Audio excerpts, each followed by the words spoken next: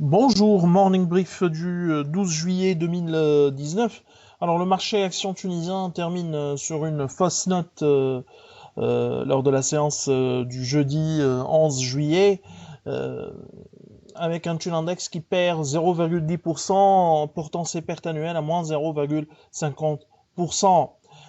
En ce qui concerne les volumes, c'était une séance modeste en termes de volume échangé, un peu plus de 2 500 000 dinars de volume traité sur le marché central, dont 660 000 sur le titre le plus actif depuis plus de 2 mois, à savoir l'ATB, CFBT, 415 000 dinars de volume traité et des échanges qui portent sur SAH autour de 229 000 dinars. Pour ce qui est des principaux écarts, BTE, l'ADP bien sûr, affiche une hausse de 4,45%, Servicom qui a progressé de 4,41%. BH avance également de 2,18%. C'est Mondi Bizert qui récupère 1,85%. Côté baisse, Alben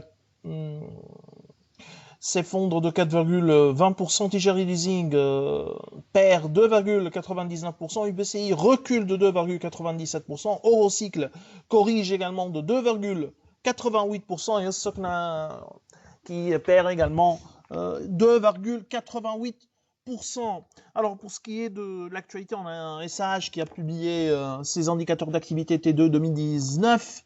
Bien sûr, disons la seule certitude, c'est qu'il y a eu une croissance ou le maintien de la croissance enregistrée durant le premier trimestre, un niveau de croissance très élevé, soutenu.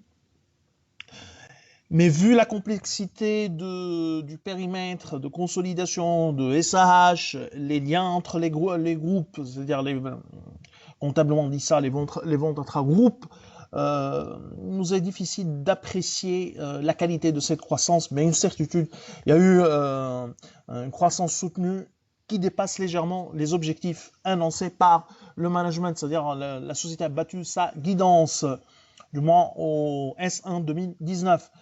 En chiffres, les ventes T2 ont enregistré une progression de 39,6% à 86 millions, un peu plus de 86 millions de dinars.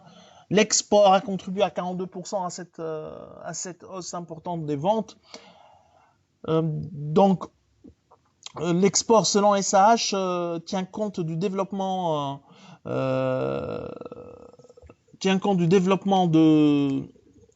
nouveaux marchés, mais également de la reprise des ventes sur la Libye. Depuis le début de l'année, les revenus ont progressé de 41,1% à 180, un peu plus de 192 millions, alors que les ventes locales ont affiché une hausse de 39,3%. Donc ces chiffres, selon le management, dépassent les objectifs, puisqu'on est à 52% de l'objectif annuel.